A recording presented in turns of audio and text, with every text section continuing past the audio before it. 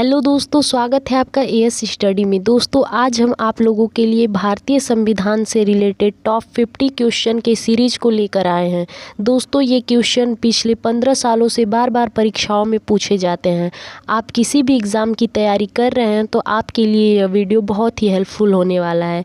तो इसलिए आपसे रिक्वेस्ट है कि ये वीडियो को बिना स्किप किए पूरा वॉच कीजिएगा।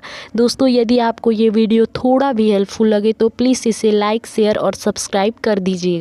तो चलिए दोस्तों बिना देरी के वीडियो को स्टार्ट करते हैं।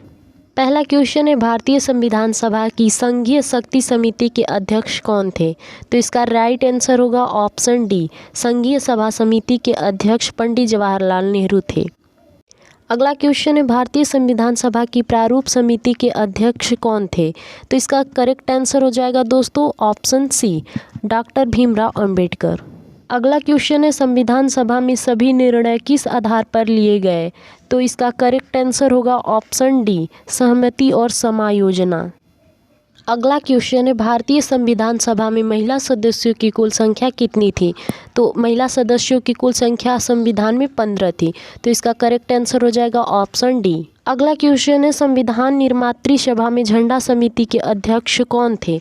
तो इसका करेक्ट आंसर होगा ऑप्शन बी, राजेंद्र प्रसाद।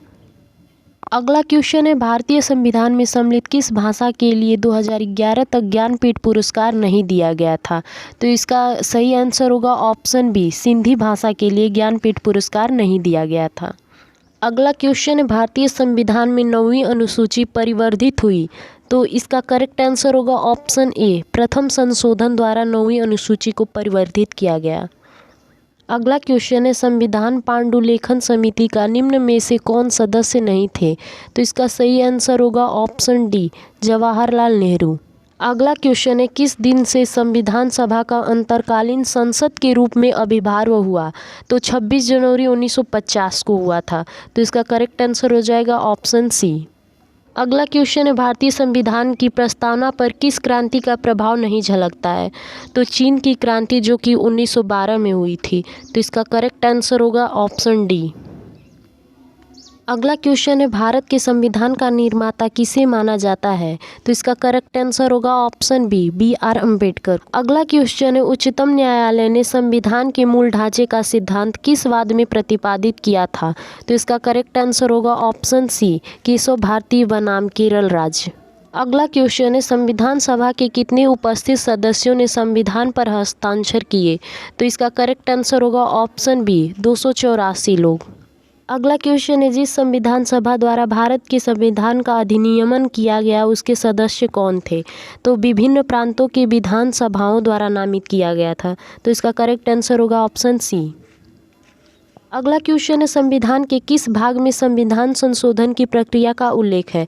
तो भाग 20 में संविधान संशोधन की प्रक्रिया का उल्लेख है। तो इसका करेक्ट आंसर हो जाएगा सी। अगला क्वेश्चन है, संविधान सभा में उद्देश्य प्रस्ताव किसने प्रस्तुत किया? तो इसका करेक्ट आंसर होगा ऑप्शन बी, जवाहरलाल नेहरू।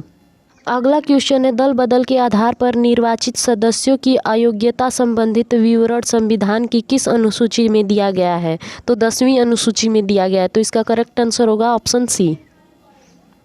अगला क्वेश्चन है, भारत के लिए संविधान सभा की रचना हेतु संविधान सभा का विचार निम्न में से सबसे पहले किसने प्रस्तुत किया? तो स्वराज पार्टी जो कि 1924 में हुई थी। इसका करेक्ट आंसर होगा ऑप्शन ए।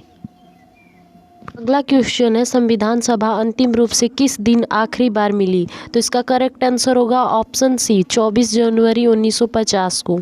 अगला क्वेश्चन है, संविधान सभा द्वारा अंतिम रूप से पारित संविधान में कुल कितने अनुच्छेद और अनुसूचियां थीं?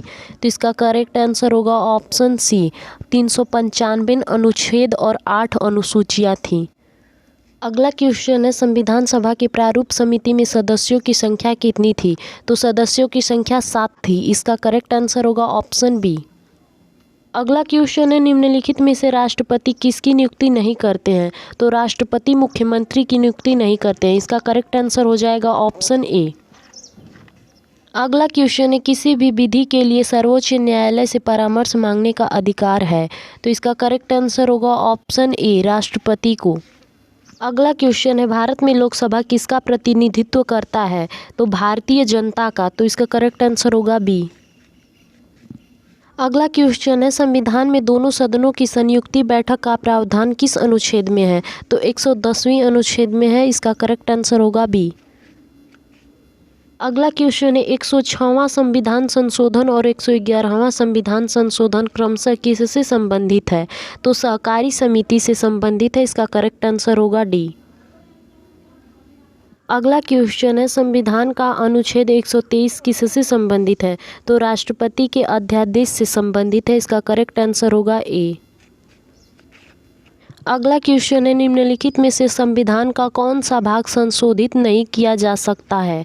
तो इसका करेक्ट आंसर होगा ऑप्शन डी, न्यायिक समीक्षा। अगला क्वेश्चन है, भारतीय संविधान की 6वीं अनुसूची किन 4 राज्यों में अनुसूचित क्षेत्रों और अनुसूचित जनजातियों के प्रशासन और नियंत्रण से संबंधित है? तो इसका करेक्ट आंसर होगा बी, असम, मेघालय, त्रिपुरा, मिजोरम। अगला क्वेश्चन है, राज्यों के राज्यपालों की केंद्र द्वारा नियुक्ति का प्रावधान किस देश के संविधान से लिया गया है? तो इसका करेक्ट आंसर होगा डी, कनाडा से लिया गया है। अगला क्वेश्चन है, भारतीय संविधान का कौन सा अनुच्छेद संघ की कार्यपालिका शक्ति से संबंधित है? तो इसका करेक्ट आंसर होगा बी, अनुच्छेद 53। अगला क्वेश्चन है, स्वतंत्र भारत में राज्यसभा की पहली बैठक किस वर्ष हुई थी? तो 1952 में हुई थी। इसका करेक्ट आंसर होगा बी। अगला क्वेश्चन है, निम्नलिखित में से किस संशोधन द्वारा 6 से 14 वर्ष की आयु के सभी बच्चों को निःशुल्क और अनिवार्य शिक्षा को मौलिक अधिकार बनाया गया था? तो 86वां संविधान संशोधन द्वारा। इसका करेक्ट आंसर होगा ऑप्शन डी। अगला क्वेश्चन है, संविधान के 74वें संशोधन द्वारा 12वीं अनुसूची में जोड़े गए मदों की संख्या कितनी है? तो इसका सही आंसर होगा ऑप्शन सी, 18। अगला क्वेश्चन है, निम्नलिखित में से कौन सा राज्यसभा का पदेन अध्यक्ष होता है? तो इसका करेक्ट आंसर होगा डी, उपराष्ट्रपति। अगला क्वेश्चन है, निम्नलिखित में से किसे भारत के संविधान द्वारा मौलिक अधिकारों पर उचित प्रतिबंध लगाने की शक्ति दी गई है? तो इसका करेक्ट आंसर होगा बी, संसद को। अगला क्वेश्चन है, भारत सरकार अधिनियम 1935 के तहत अवशिष्ट शक्तियां किसे दी गई थी? तो गवर्नर जनरल। उस समय 1935 के समय गवर्नर जनरल को ही वायसराय कहा जाता था। तो इसका करेक्ट आंसर होगा बी।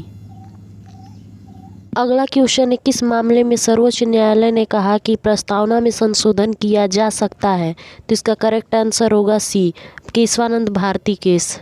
अगला क्वेश्चन है, राजनीति के निदेशक सिद्धांतों को किस देश के संविधान से अपनाया गया? तो इसका करेक्ट आंसर होगा डी, आयरलैंड। अगला क्वेश्चन है, प्राक्कलन समिति के अध्यक्ष की नियुक्ति कौन करता है? तो इसका करेक्ट आंसर होगा सी, लोकसभा अध्यक्ष। अगला क्वेश्चन है, मुख्यमंत्री के वेतन और भत्ते कौन तय करता है? तो इसका करेक्ट आंसर होगा डी, राज्य विधानमंडल। अगला क्वेश्चन है, निम्नलिखित में से कौन सा सर्वोच्च न्यायालय और उच्च न्यायालय दोनों के अधिकार क्षेत्र में आता है? तो इसका करेक्ट आंसर होगा ऑप्शन सी, मौलिक अधिकार और संरक्षण। अगला क्वेश्चन है, स्थानीय सरकार की केंद्रीय परिषद की स्थापना कब की गई थी? तो इसका सही आंसर होगा ऑप्शन बी, 1954। अगला क्वेश्चन है, अंडमान और निकोबार द्वीप समूह किस उच्च न्यायालय के अधिकार क्षेत्र में आते हैं? तो इसका सही आंसर होगा ऑप्शन ए, कलकत्ता। अगला क्वेश्चन है, निम्नलिखित में से किस समिति के अनुसार राज्य स्तर से नीचे लोकप्रिय पर्यवेक्षण के तहत जिला विकेंद्रीकरण के लिए पहला बिंदु होना चाहिए? तो इसका सही आंसर होगा ऑप्शन ए, अशोक मेहता समिति के अनुसार।